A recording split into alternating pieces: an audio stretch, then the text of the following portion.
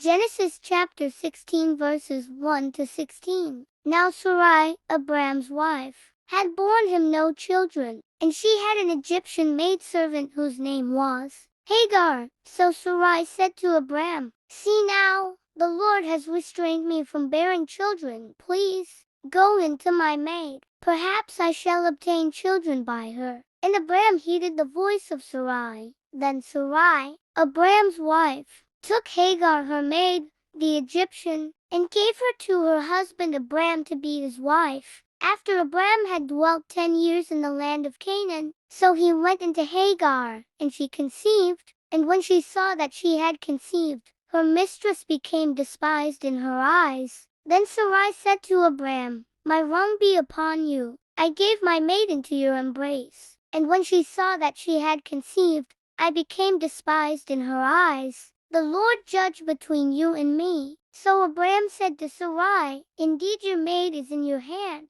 Do to her as you please." And when Sarai dealt harshly with her, she fled from her presence. Now the angel of the Lord found her by a spring of water in the wilderness, by the spring on the way to Shur, and he said, "Hagar, Sarai's maid, where have you come from? And where are you going?" She said, "I am fleeing from the presence of my mistress Sarai." The angel of the Lord said to her, "Return to your mistress, and submit yourself under her hand." Then the angel of the Lord said to her, "I will multiply your descendants exceedingly, so that they shall not be counted for multitude." And the angel of the Lord said to her, "Behold, you are with child, and you shall bear a son. You shall call his name Ishmael, because the Lord has heard your affliction. He shall be a wild man. His hand shall be against every man, and every man's hand against him. And he shall dwell in the presence of all his brethren." Then she called the name of the Lord who spoke to her, "You are the God who sees." For she said,